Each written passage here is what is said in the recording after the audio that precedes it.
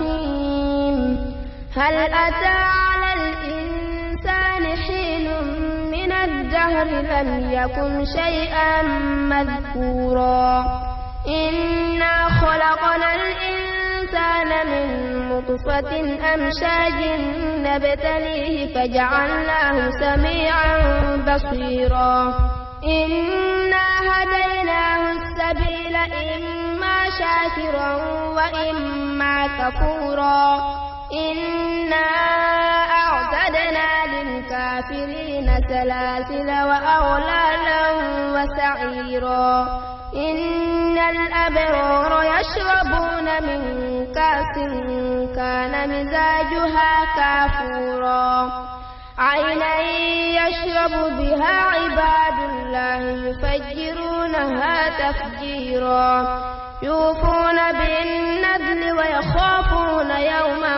كان شره مستطيرا ويطعمون الطعام على حبه مسكينا ويتيما واسيرا إنما نطعمكم لوجه الله لا نريد منكم جزاء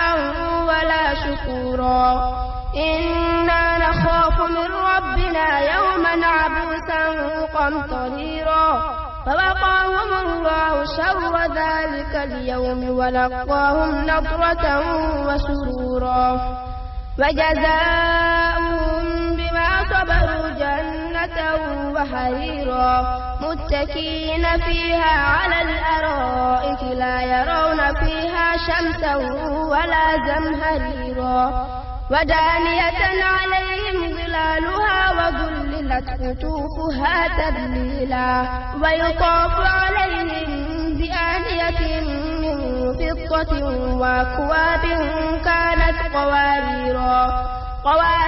من فضة قدروها تقديرا ويسقون فيها كأسا كان مزاجها زنجبيلا عينا فيها تسمى سلسبيلا ويطوف عليهم ولدان مخلدون إذا رأيتهم حسبتهم لؤلؤا منثورا وإذا رأيت ثم رأيت نعيما وملكا كبيرا عاليهم ثياب سندس خضر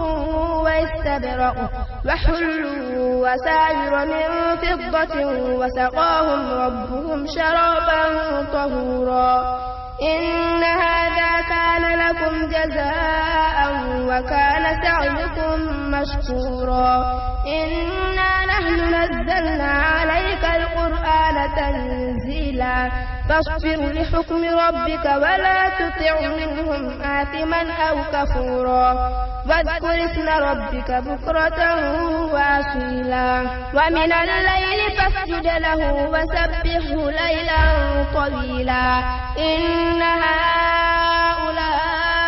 يحبون العاجلة ويذرون وراءهم يوما ثقيلا نحن خلقناكم وشددنا أسرهم وإذا شئنا بدلنا أمثالهم تبديلا إن هذه تذكرة فمن شاء اتخذ إلى ربه سبيلا وما تشاءون إلا أن يشاء الله إن الله كان عليما حكيما يدخل من يشاء في رحمته